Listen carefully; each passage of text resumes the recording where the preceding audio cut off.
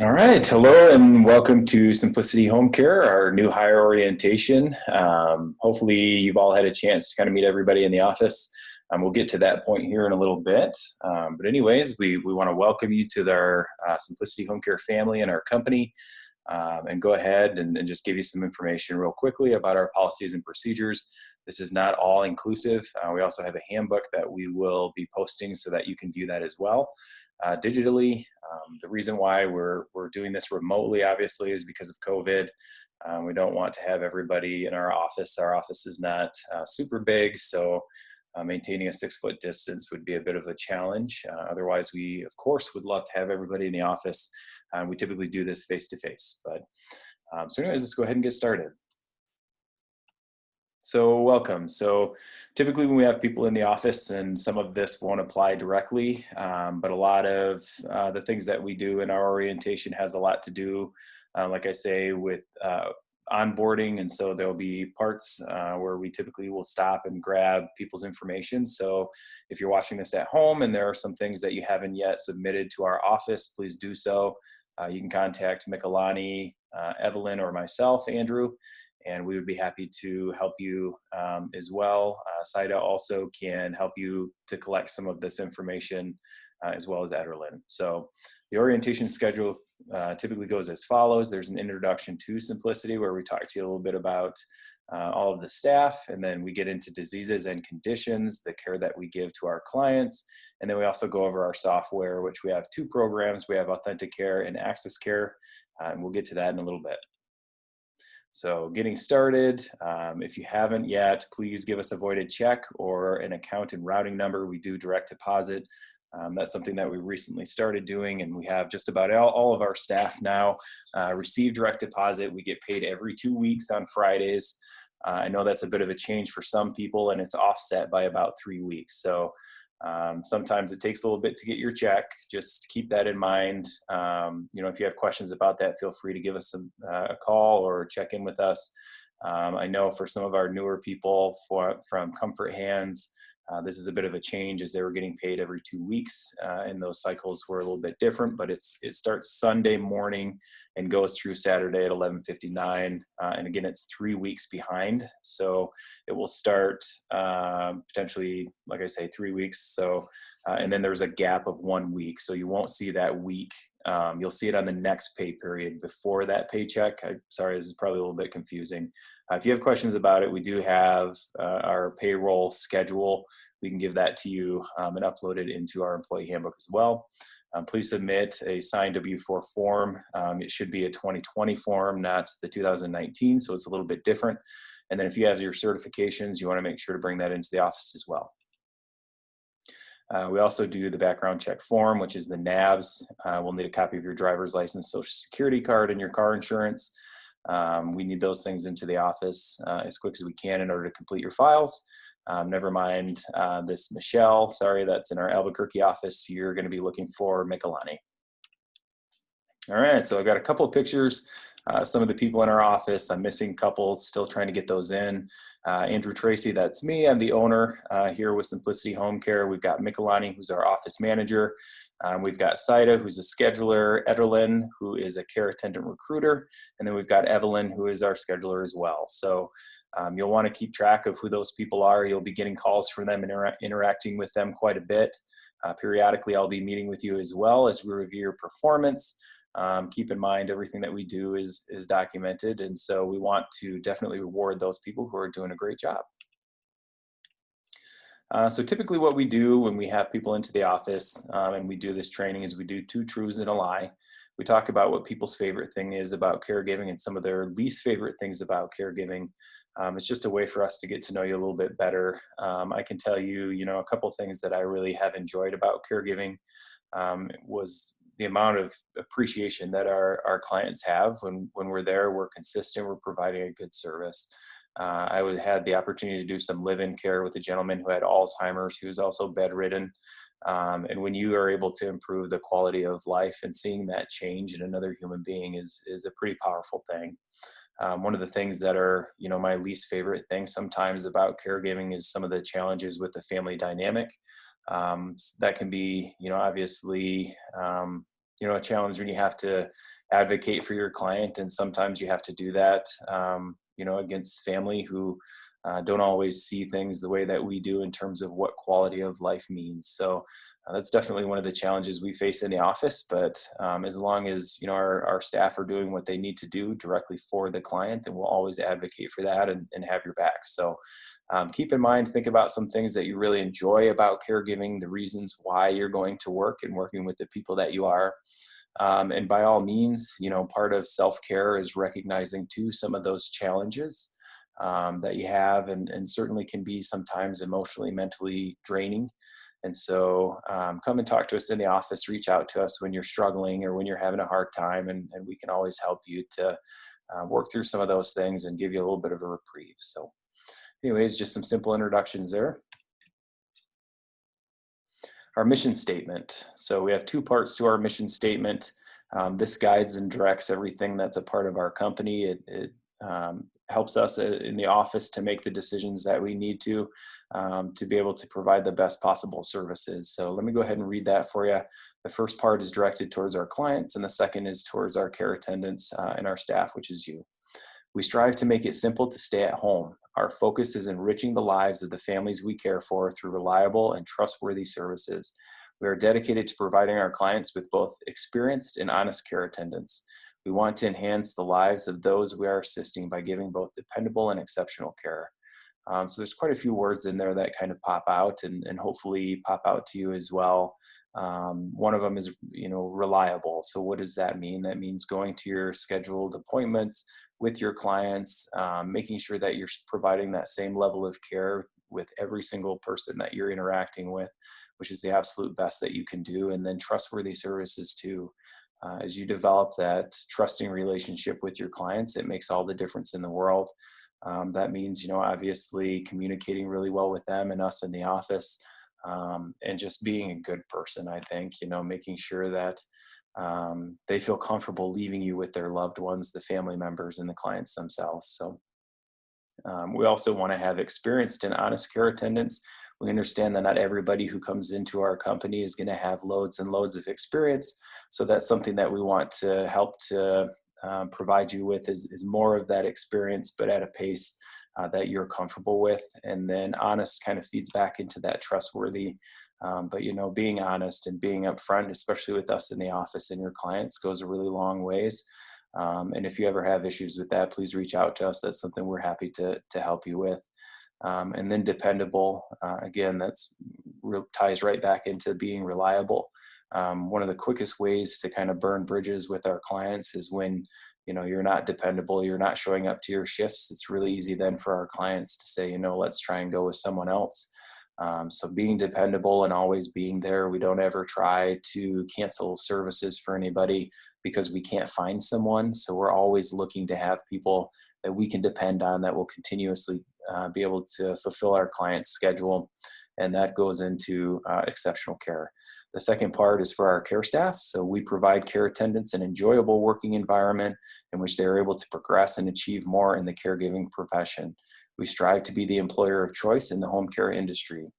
So a lot of times when I have people in and we do interviews and we do performance reviews, I'll talk to you all quite a bit about, what are your goals? Where is it that you're wanting to get to in this industry? A lot of people are new to caregiving or they've been doing it a while. And so they want to have different opportunities, either that be working in the office, or if that's going on and getting more education and training, whatever that may be. It's really important to us as a company to be to create that bedrock and that support for all of our staff so that they can go on and be successful. If it's not with our company, we certainly understand that, but we also want to make it an enjoyable working environment where you feel like you're in a safe place and you're able to enjoy your clients. Sometimes it's not always the most fun. It's not always the most enjoyable, but that's something that we really try to really in and have you in the office when you're having a down day, or give us a call so we can help work through some of those things for you so you don't feel like you're totally out on an island. So anyway, so those are our two mission statements. Feel free to review this at any time, and that's kind of the driving force behind Simplicity. So our home care policies. The simplicity home care scheduling process. So what we do is we have a care attendant. We assign them to a new client by an office scheduler. A lot of times we'll look at the geographical region. So we'll try and first find a client that's closest to you so that you don't have to drive so far.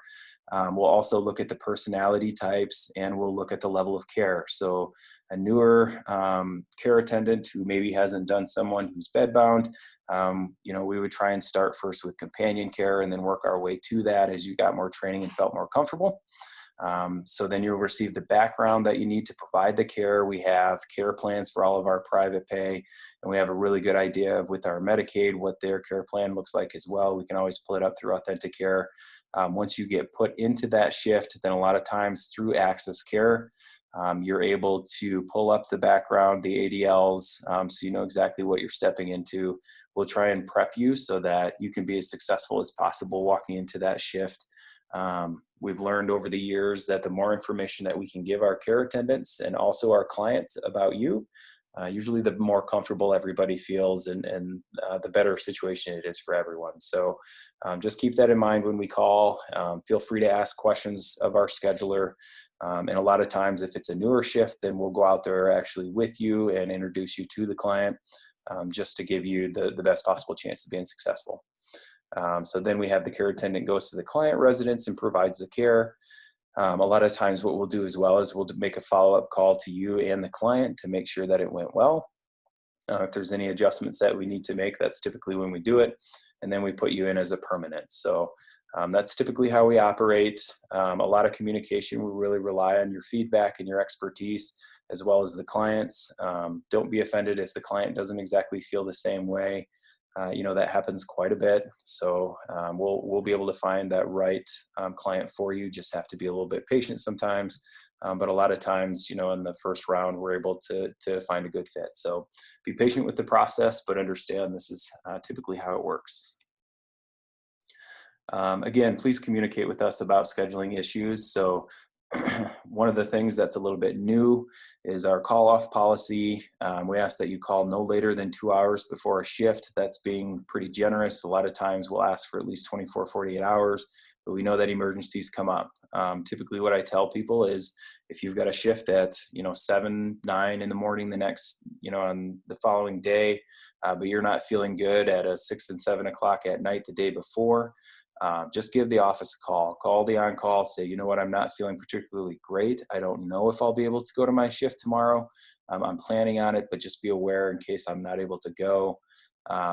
Things like that, and over communicating when you're not sure if you're going to make it to a shift will go a really long ways for our scheduling department. We don't have tons and tons of people that we just have standing by that we throw in with clients. We try to make sure that it's consistent for them.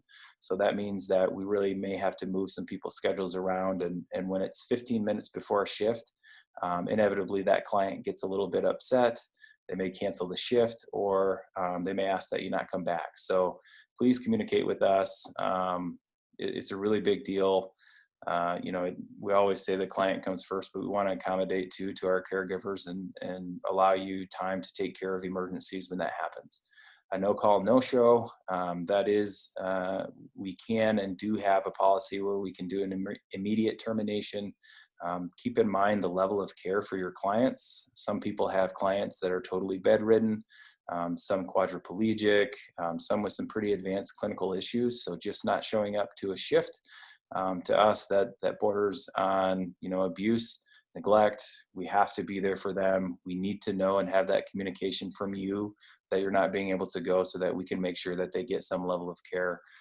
It's incredibly important to us and obviously our clients. So the way that our call offs work as well, you're allowed up to 3 call offs. On the 3rd call off, if we don't have an excused absence for that call off, then a lot of times what we'll do is we'll start pulling you from your shifts. So after 1, maybe 2 call offs, and depending on the time frame, if you're calling off 2 days in a week or 3 days in a week, what we do is, because we want to have, again, that consistency for our clients, we'll start pulling you from those shifts, and we'll have you in for a CAP, which is a corrective action plan, to talk more about your shifts and your schedule and what we need to do to make sure that you're going to your shifts and communicating effectively with the office. So Be prepared and think about that. Make sure you have those excused absences. That means if you're going to the doctor, bring a doctor's note. If you have a flat tire, take a picture of you in your flat tire, things like that, just to show the legitimacy of your call offs, as we do have people obviously from time to time who just don't feel like going to work. And that's not always acceptable, especially when you have the opportunity to give us more notice. So that's our call off policy. We'll also have that in your handbook. Payroll, holiday pay, we have Easter Sunday, Memorial Day, 4th of July, Labor Day, Thanksgiving Day, Christmas Day, and New Year's Day. For private pay clients only, you will get overtime pay, okay? If it's Medicaid, what we'll do is we will communicate with you, send out a reminder that, hey, you won't get paid time and a half. Medicaid does not reimburse for time and a half for those holidays. So we'll try and reschedule those hours so that you can still keep your hours and the number of hours that that client has been authorized for that week. So that may mean moving it back a day and having you go in a little bit later, or possibly going in on another day during that week. So just keep that in mind for anybody who's working with Medicaid. Again, we don't pay overtime for Medicaid. They don't reimburse it for us. Our private pay, we have an agreement with them in place that they do pay overtime, and so we make sure that you get that. It starts at 12:01 p.m. and then goes until, a.m. and then 11:59 p.m. of that day. So it's that 24-hour cycle. So if you're doing an overnight, just know at the end of that night, at midnight, then that overtime pay stops and you're back on the regular clock. Pay periods every 2 weeks on a Friday, usually the first Friday and then the third Friday of the month. And again, we'll provide you with a breakdown of those dates as well, and the pay periods and weeks that it covers. Workplace appearance. So appropriate clothing means wearing scrubs. We're not a company right now that requires you to wear any specific colors of scrubs. So feel free to wear whichever ones are appropriate. Again, make sure that it's appropriate. If you don't have scrubs, will allow you to wear khakis and a polo shirt. Please tuck it in. We do not allow anyone to wear hats. We've had issues with that in the past. It's a problem with hygiene. Put your hair up, please, in ponytails, or put it up all together. Again, issues with hygiene. If you have piercings, what I typically tell people is if you have long dangly earrings, keep in mind that if you're in close proximity or doing transfers, it's not impossible that those earrings may get caught, in a blanket or clothing of the person who you're doing a transfer for, or if the person has Alzheimer's and behaviors, a lot of times they may grab your earrings just out of reaching for something. So please wear appropriate piercings. Also, if you have a lot of piercings on your face, it's best idea to take them out. Remember the demographic we're working with. These are seniors, a lot of times a little bit more conservative. So keep that in mind. The way that what I tell people is, consider it to be an interview. If, going in and you want to be tidy, you want to be well put together, take a little bit of time and take pride in the way that you look, because it will have an impact on whether or not that client wants to have you back in their home. Shoes, no sandals. Please don't wear sandals. It needs to be closed-toed shoes. Non-slip are preferable. Remember too, there's a lot of times you'll be up walking around, moving around, doing light housekeeping, running, doing transportation, groceries, that kind of a thing. So wear comfortable shoes, but please don't wear sandals. Wear appropriate shoes. Body art. What I tell people here, if you have a lot of body art, it's not a bad idea to wear a long sleeve shirt until you get to know your client. Have that discussion with them. A lot of times we'll ask them as we onboard clients, if that's something they're comfortable with or not, so we can give you a heads up, but it's best to just be conservative. And then we'll also be supplying everyone with Simplicity badges. Right now, I think we have the Home Care by M&D, but we are going to be updating that and asking for people's pictures, so keep that in mind as well. Evaluations. So meeting with the director or owner, that would be me. We do this about 3 months, 30 to 90 days. And then we also do it annually. That's where we discuss your performance. We review in those how many call-offs you've had. We talk about whether or not you've been late for your shifts. Are you documenting and charting? Are you missing clock in, clock outs?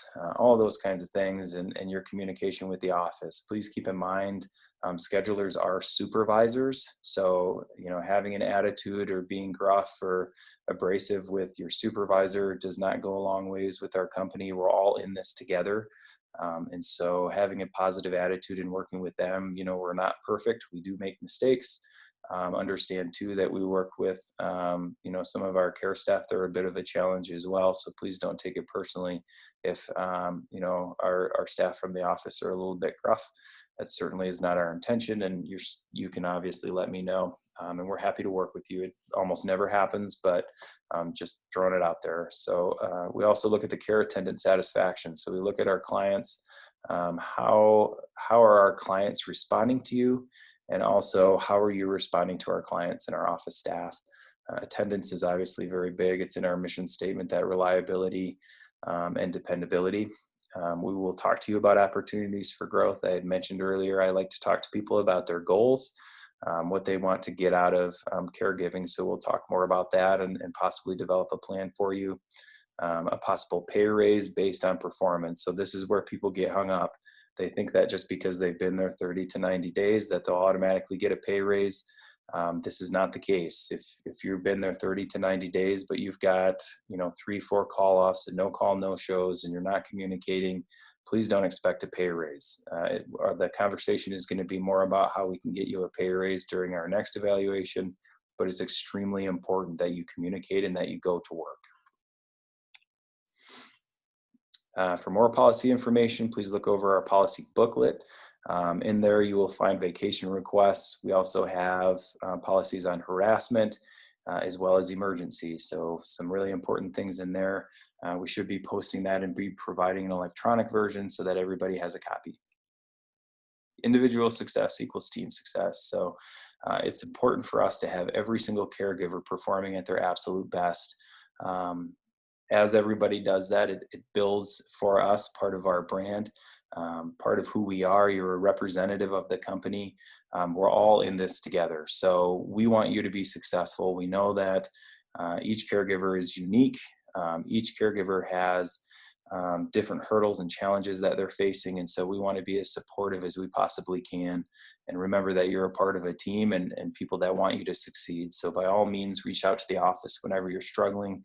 And make sure that you're doing your absolute best as we really want you to be successful. Communication styles.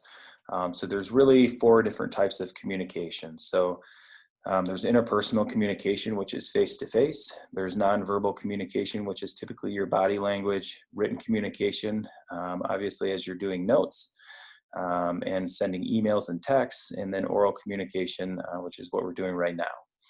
So interpersonal communication, some things to remember, that is, what is your facial expressions, which also feeds into nonverbal, but what is your proximity to your clients? How are you dressed? Are you making eye contact? Those kinds of things, really important. Your nonverbal communication, what is your body posture? If you're hovering over someone with your arms crossed, obviously that's going to send a different message as if you were to get low and eye to eye and have a more open body posture. Remember, with your written communication, if you need help with this, that's totally fine. But try to use correct grammar, try to use objective language, not as much I language, but that is saying I saw this or whatever, but this was observed, that kind of a thing. And then oral communication, especially with our clients, you really need to remember that a lot of times they're hard of hearing. So please try and speak up, but get to know your clients, and we'll definitely let you know those things in the care plan. And try and look at your client when you speak to them so that they can hear you and see that your lips are moving, especially if they're hard of hearing. So just remember, these are all super important, and they all play into providing the highest quality of care. If any of these you struggle with, then by all means come into the office and we're happy to work with you.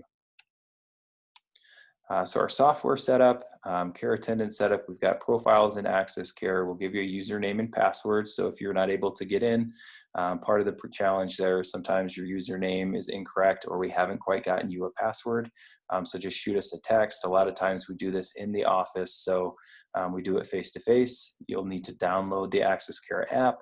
We'll get your pictures taken for your badges, background check, set up with information input by new care attendants. So we need to get all of those things done before we can start scheduling you out so that you have a way to manage your schedules. Again, access care, so you can leave care notes in there that we will be reviewing regularly. The ADLs are in there, which is activities of daily living. And you can also, it should track your mileage from private pay to private pay. Now, with Medicaid, it does not track. Authenticare, which is the other software we use for Medicaid, and Access Care don't interact. So they're totally separate. So if you're going from a Medicaid to a private pay or a private pay to a Medicaid, you'll want to track your mileage and get that in before your pay period so that we have that on file. We also use CAM Scanner. You can use that for scanning documents, incident reports. It's kind of handy. You just take a picture on your phone. It turns it into a PDF, and then you can send it right to our office in the event that you need to get us paperwork right away. You can check your calendar, refresh the 3 dots in the top right. If you push that, a menu will drop down. You'll need to refresh that from time to time. We may say, hey, we put you in and added a client, and you'll say, oh, well, I don't see it. That's because you haven't refreshed the app. So from time to time, like I say, you'll need to refresh that so your schedule is as current as possible. You can also find the location in the app is where you're able to clock in and out. So it is GPS. So if you're not within a certain geofence of the client's home, you won't be able to clock in or out. I think you have 60 minutes after you clock out to leave your care notes. So go in there, make sure that you're doing that. We'll do that just in case one of our clients struggles with having you on your phone. So then you can step out possibly in your car or on the doorstep and just leave some quick notes and then clock out. So just a brief overview. A lot of times, like I say, we do this in the office one-on-one. So hopefully if you have not gotten Access Care, you've made an appointment to come into the office, or we've reached out to you so that we can get that software on your phone. 3 pillars of Simplicity Home Care: comfortable, clean, and healthy. So comfortable, what do you think about when you think of comfortable? So you're thinking about maintaining dignity of the client. You want them to be comfortable in their home. We want them to be comfortable with you. This is their place, their space, their environment. So it's really important for us that they feel comfortable emotionally around you. That means anticipating their needs. So if you're walking in and you know that they've been in their bed for the last 12 hours, what can you do to make them feel more comfortable? Maybe they'll need to be rotated. Maybe they need their feet up. Think about the points of pressure, and imagine if you were, sitting in your bed for 12 hours or in a chair. What are the types of things that you may want around you? That may include, water or, snacks that are appropriate, things like that, to help make them more comfortable and keep things within reach. Like a lot of times the telephone, you obviously wouldn't want that a long ways away if they're not able to get up and get to the telephone. It might be a remote so they can watch TV, those kinds of things. And always encourage independence. We don't want them to be totally enabled by us, our clients. We want them to continue to push themselves just like they normally would. It helps with their mental health. It helps with their physical health. And overall their quality of life. And get to know your client. It's really hard to make them feel comfortable if you don't know who they are. With that, make sure that you're getting to know them and that you're not, oversharing personal details about yourself. This is where a lot of our caregivers have a tendency to get into trouble, is they overshare information about themselves. Just remember, we're there to make the client comfortable and to know who they are and their needs and their history. So take that time to really get to know them, and it'll certainly make them feel more comfortable. Clean. A lot of our clients, especially it seems like the Medicaid, are relying on us for cleanliness. So with that, we perform a home assessment with the client on intake. We identify some of the areas that may be cluttered, also some of the fall hazards, things like that. So throw rugs, sharp corners, areas in the home where if they're using a walker or there's steps or, poorly lit, we try to identify all of those places and keep it clean to reduce the risk of falls. Housekeeping to the client's standards. So that means that the client's standards may be different than your own. So they may ask that, you sweep and mop every day. Typically in my house, I don't sweep and mop every day. I probably do it, twice a week. But they may ask that you do it every day. Just try and keep in mind and get to know your client's needs and what their standards are. That does not mean deep cleaning. So you don't need to get down and scrub grout. You don't need to be scrubbing baseboards. We are not a cleaning service. What really matters is it a sterile environment? Are you keeping things clean and sanitary? Especially bathrooms, areas where dirt and grime can build up, mold can build up. Again, though, that does not mean scrubbing walls and scrubbing the outside of the home. It's the areas where the client resides. Be proactive. Don't sit and wait for the client to tell you what to clean. It's not a bad idea just to ask if it's okay to clean, because a lot of them really like where things are in their home. So if you're going to be moving things, ask them, but start looking around and think, okay, I'm here at this shift for 3 hours. It takes me an hour to provide personal care, 30 minutes to run through all the things that are really simple. What else can I be doing? Sometimes that means looking in the fridge. Is there food that's outdated? Go through the cupboards. Is there enough food? Let the office know if you're concerned about the client or the condition and the cleanliness of the home, so that we can help and develop a better care plan for the client. And healthy. So the things that we look at is mental health is a really big one. Seniors, believe it or not, have high numbers statistically of depression, also anxiety. They're going through stages in their life that they haven't experienced before. And that's a huge challenge. So if you imagine losing your independence, while you're still cognitively there, certainly would be some challenges there for your mental health. Not only that, but with Alzheimer's and dementia, you may see some shifts in personality. Make sure that you're letting us know. That's a good time for us to go out and do a supervisory visit, spend some time with the client, and possibly get them some additional resources. It's all about quality of life. So you think about quality of life, one of the major things is, does a person feel happy? Are they, smiling? Are they interacting with you? Are they trying to avoid and isolate? That kind of a thing. We want to make sure that they're healthy in every way possible. And of course, physical health. So what I always tell people is, a lot of times with personal care, when you're giving baths or showers, do a quick comb over, see if there's any skin tears, skin breakdown. Check to see, are they having more energy, less energy? You guys are the eyes and ears. You're spending all day with them. You're spending, multiple times a week, if not every day. Let us know if there are issues so that we can make sure to address them with our clients. We want them to be healthy and safe. It's a part of our mission. We want to make sure that they have a high quality of life. So please advocate for your client and take notice of those things. And by all means, document it as well. Sometimes we'll catch those things in the documents and then we'll follow up with you.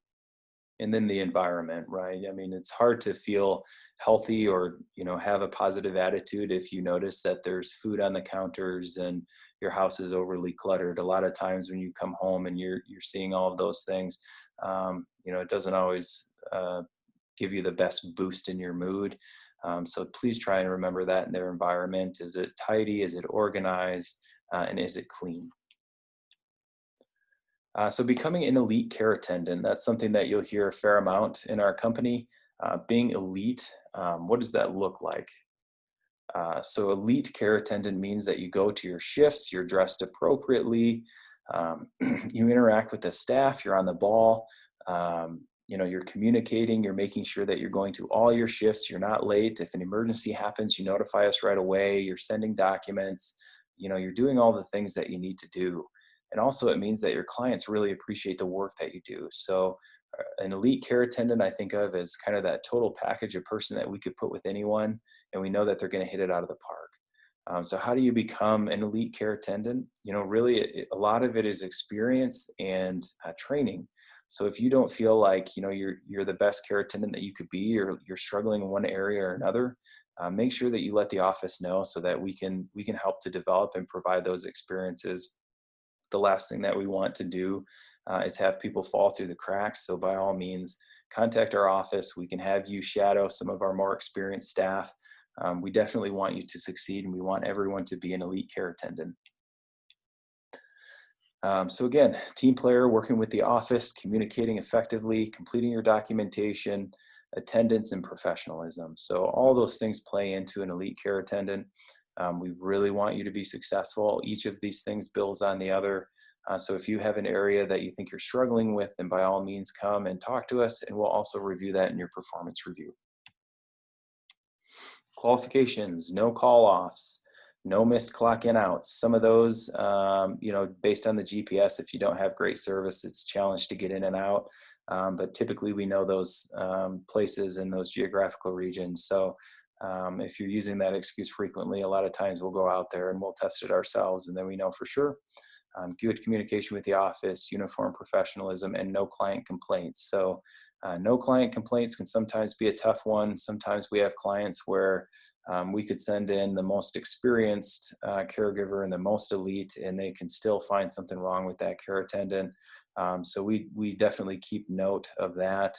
So if you are getting complaints from a particular client, then and we know that that client is prone to being a little bit more picky, then we don't hold that against you. But most clients, are satisfied with someone who's coming, and we try to set those expectations. So keep that in mind, and we'll always address that with you and give you that feedback in a positive way. So why become an elite care attendant? First of all, because it means that you're giving exceptional care, that you're really setting a gold standard in the industry, which is something we all want to strive for, is to be the best that we can be. It'll also qualify you for a caregiver of the month, in which case we give you gift cards and some other things to help you be successful, as well as quarterly awards, yearly awards, and bonuses. So sometimes we'll give you a bonus on your paycheck.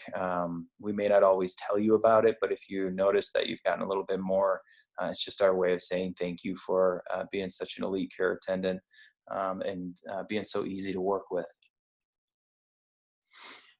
So every month we'll hold a drawing.